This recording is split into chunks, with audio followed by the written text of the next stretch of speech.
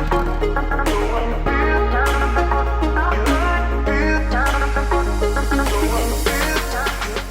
Morning everyone and welcome back to a new blog. আশা করি সকলে ভীষণ ভালো আছো। আমাদের পুরীতে আজ ডে 2, সেকেন্ড ডে। তো একদম দেখতে পাচ্ছ সি বিচে চলে এসেছি। ঘুম থেকে উঠেই ভাবলাম মর্নিংটা এখান থেকেই স্টার্ট করা যাক। আর এই যে পিছনে পুরো সমুদ্র, আমার সঙ্গে মিস্টার ঘোষকেও এনেছি। সে গুড মর্নিং। Good morning. ব্রত এখনো ঘুমাচ্ছে, ওকে রেখে এসেছি। মানে আমাদের সঙ্গে আরও তো ফ্যামিলি এসে তাদের কাছে, মানে তাদের দায়িত্বে রেখে এসেছি। আর এখানে এসে বেশ সুন্দর লাগছে, বিশেষ করে এই যে এই জায়গাটা। যদিও সূর্যোদয় আমরা দেখতে পাইনি, কালকে ট্রাই করব দেখার জন্য। জাস্ট ঢেউটা দেখো কেমন আসছে। কোথায় সে, কোথায় দেখো কেমন আসছে। ইয়ে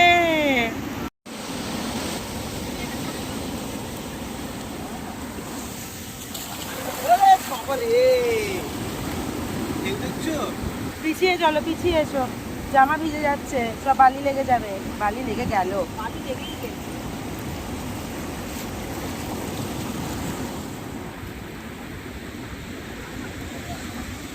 এই যে এখানে ফটো সেশন চলছে। বাহ বাহ। 7:30 বাজে, বাড়ি যাবো কি আবার 8টার মধ্যে বেরোবো আমরা আমাদের এখানকার আউটসাইড সিন যেগুলো আছে সেগুলো দেখার জন্য। যেমন যেমন কি নন্দনকানন, ধবলগিরি, আর কি কি গো আমি ঠিক জানি না, এরা আগে ভিজিট করে গেছে, ভুলে গেছে। যাই হোক চলো, যেতে যেতে দেখা হচ্ছে। মানে এখানকার ফেমাস যে জায়গাগুলো আছে আউটসাইডে সেগুলোই আজকে ঘুরবো। একটা আমাদের গাড়ি পার্সোনালি বুক করে নেওয়া হয়েছে। তো সকাল 8টা থেকে বিকেল 8টা, সন্ধে 8টা এরকম টাইমিং করা হয়েছে, 12 ঘন্টা। তো রেডি হয়ে আবার বেরোবো আমরা। তো সেই কারণে এখন যাচ্ছি রুমে, নয়তো আরেকটু থাকতাম এখানে চাই। তো চলো যাওয়া যাক। কেমন কাটলো বলো সকালবেলা এসে? সব খুব ভালো কেটেছে সবারই। ঘুরতে ছবি তুলে খুব ভালো লেগেছে। বেসিক্যালি ঘুরতে বেরোলে তো সবারই ভালো লাগে, সেইটা যদি সি বিচ হয় তাহলে তার আর কথাই হয় না। এই যে মিস্টার ঘোষ, চলো। আর এই যে সবসময় শু করে এলো, যাওয়ার সময় এরকম খালি পায়েই ফিরতে হয়, তার কারণ প্রত্যেকবারই সমুদ্রে জলে শুজ আমার ভিজে যায়। পাচ্ছি না ওই ব্রত দেখি। তো আমরা আবার রেডি হয়ে বেরোচ্ছি। আগেই বলেছিলাম যাবো। এই বাবা, এটা বন্ধ করে দিতে কি করে হবে?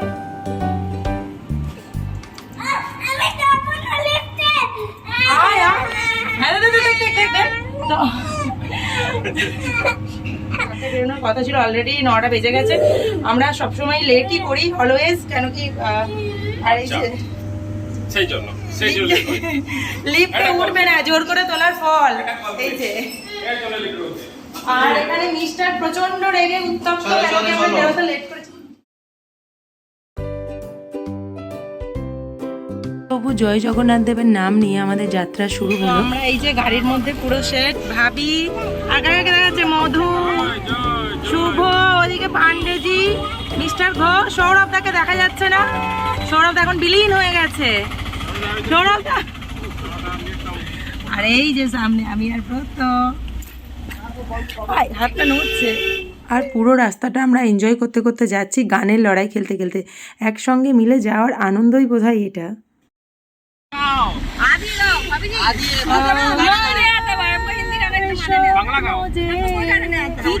সত্যি কাছে এলো, এতদিন দূরে ছিল যে। সৌরভের মন ভাঙাচ্ছে মধু, একটা ঘটনা ঘটে গেছে ইতিমধ্যে। আমার স্বপ্ন যে সত্যি হলো আজ। এইভাবে গান গাইতে গাইতে গানের জোয়ারে আমরা কখন যে 40-45 মিনিট অতিক্রম করে ফেললাম তা বুঝতেই পারলাম না। আর এই যে আমরা পৌঁছে গেছি আমাদের ফার্স্ট ডেস্টিনেশন। এখন চন্দ্রভাগা সি বিচে পৌঁছে গেছি। আর এই যে এনারা আসছে আর বাকিরা পিছনে আসছে। আর এখানকার সিটা জাস্ট আমরা পুরীতেও দেখে এলাম, কিন্তু এখানে যেটা দেখছি এত সুন্দর লাগছে। আর জলটা না পুরো একটু গ্রিন টাইপ কালার।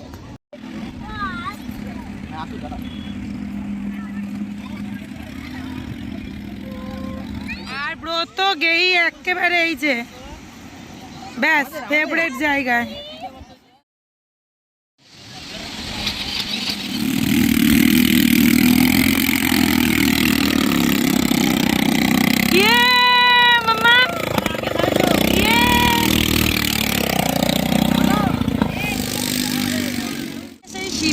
চন্দ্রভাগা থেকে এখন সি বিচ মোটামুটি আধ ঘন্টা স্টে করে এখন আমরা আবার গাড়ির দিকে যাচ্ছি, কেন কি আমাদের নেক্সট ডেস্টিনেশন যেতে হবে। যে গাড়িটা আমরা অ্যাকচুয়ালি ভাড়া করেছি সেটা 12 আওয়ার্স সময় দিয়েছে আমাদের তো আউটসাইড ঘোরার জন্য, তো বেশি সময় এখানে নষ্ট করছি না, সেই সি বিচই চারিদিকে। তাই যে ভাবি ভাবি ভালো লাগছে? ভালো লাগছে না বলো? হ্যাঁ চলো আমরা এগোই তাহলে গাড়ির দিকে।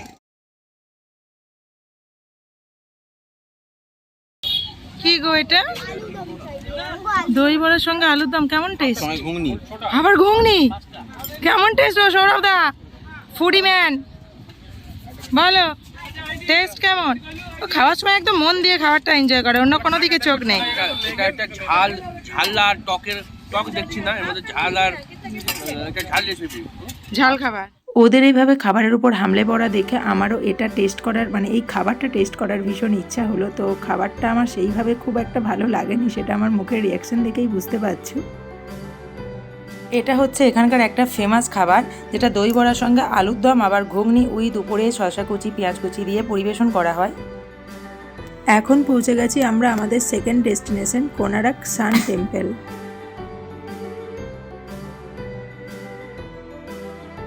আর এই যে লেখাটা দেখছো, যে লেখাটা দেখে আমি তো বিন্দু বিসর্গ কিছুই বুঝতে পারিনি, তবে ভিতরে গিয়ে বুঝলাম এটা একটা মিউজিয়াম, যেটা 50 টাকার বিনিময়ে সান টেম্পল বা অন্যান্য টেম্পলের বিভিন্ন রকম হিস্ট্রি ভিতরে দেওয়া আছে।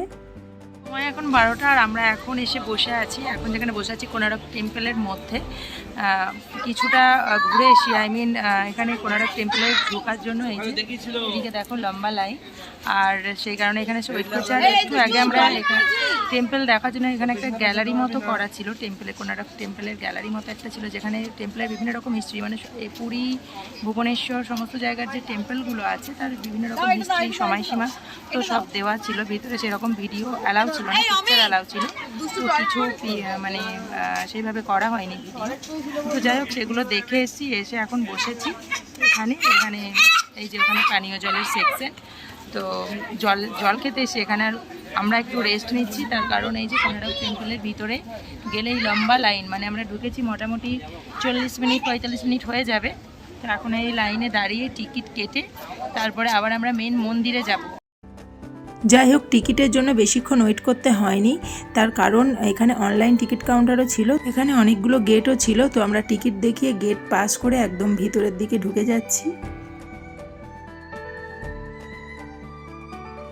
আমরা কিছুক্ষণ আগেই মিউজিয়ামের মধ্যে একটা সিনেমা মতোও ছিল, সিনেমা বা থিয়েটার টাইপ ছিল, যেখানে সান টেম্পলের বিভিন্ন রকম হিস্ট্রিগুলো দেওয়া ছিল, সান টেম্পল কিভাবে তৈরি হয়। তো এখন চোখের সামনে সেটা দেখে মানে এগুলোই ভেসে আসছিল যে কত পুরনো ভাস্কর্য, কত দিনের পুরনো, তাও এখনও অনেকই দেখছো এখানে ক্ষয়প্রাপ্ত হয়ে গেছে, তাও এখনও অনেকটাই রক্ষিত আছে।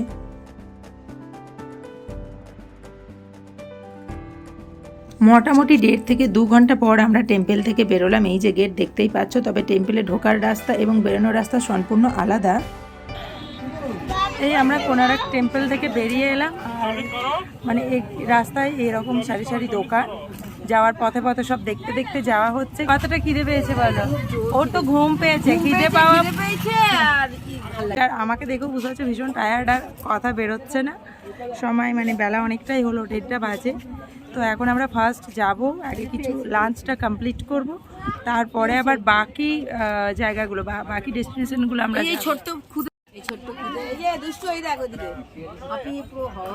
কিরে ভালো লাগছে বলতে, খুব মজা তাই না?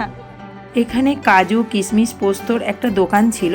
তো কাজু যে ভীষণ ভালো সেটা বলবো না, কেন কি আমরা খেয়ে দেখেছিলাম, তো মোটামুটি ছিল। তো সবাই বাড়ির জন্য কিছু কিছু অল্প পরিমাণে কাজু নিয়ে নিল। তারপর আর কোনো দিকে না তাকিয়ে আমরা কাল বিলম্ব না করে সোজা গাড়িতে উঠে পড়ছি, কেন কি ততক্ষণে আমাদের পেটের মধ্যে একদম খিদের হামবড়াই শুরু হয়ে গেছে। কোনারক থেকে বেরিয়ে এসে রাস্তায় আস্তে আস্তে আমরা প্রথমেই যে হোটেল পেয়েছি সেখানেই দাঁড়িয়ে গেছি একদম খাওয়ার জন্য।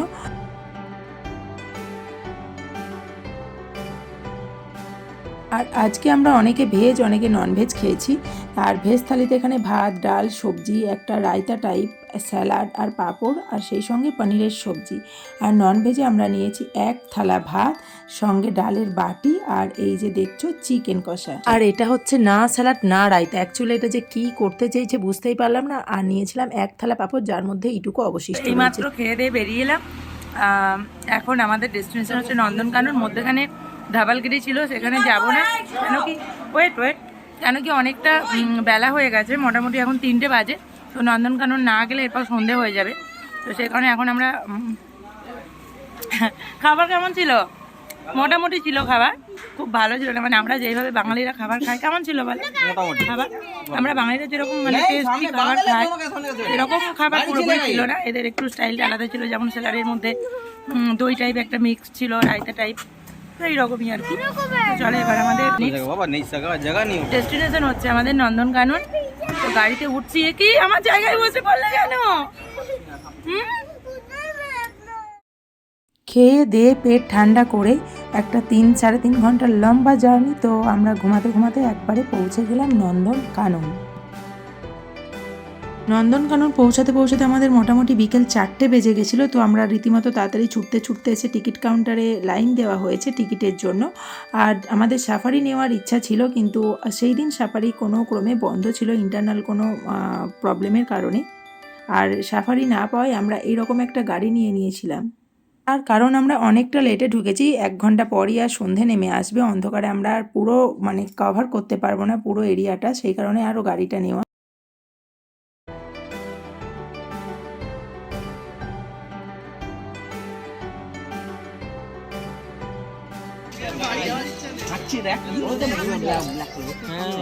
নীল গায় তুমি রেকর্ড করো, কিছু না পারলে ভিডিও রেকর্ড করো।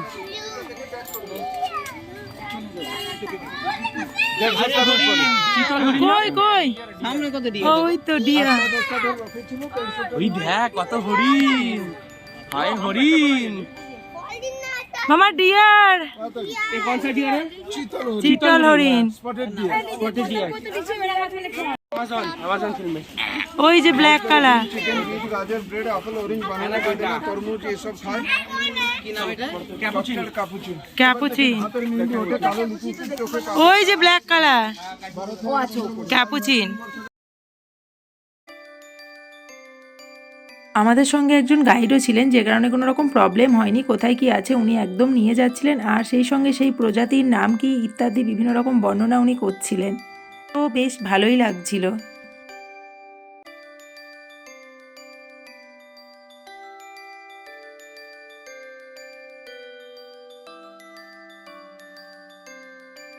দেখি প্রত, লুক এট মি,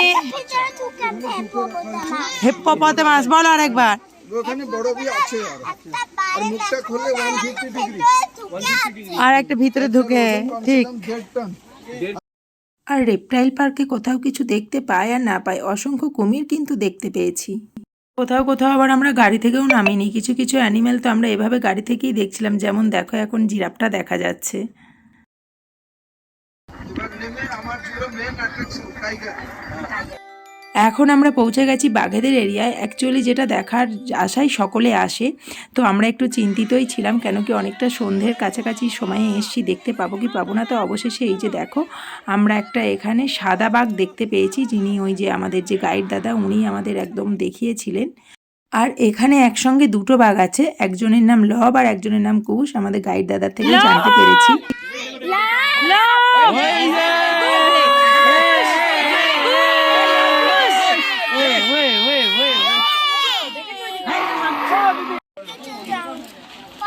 কিরে কে কার মাথা, কে কার কাঁধে?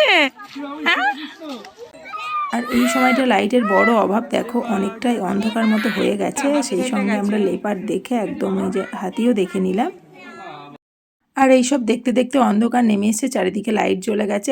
যদি আর একটু বেলা পাওয়া যেত, আরও কিছু জায়গা হয়তো ঘোরা যেত, আরও কিছু আমরা জীবজন্তু দেখতে পেতাম। তো এখন আমরা নন্দনকানন থেকে বেরোবো।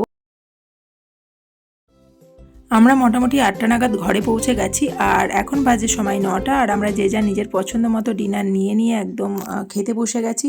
তার কারণ সকলেই ভীষণ টায়ার্ড আর সেইভাবে কারোরই এনার্জি নেই। তো আজকের ব্লগটা আমি এখানেই এন্ড করব। দেখা হবে আবার নতুন একটা ব্লগে। তো আজকের মতো এখানেই tata, bye bye and good night.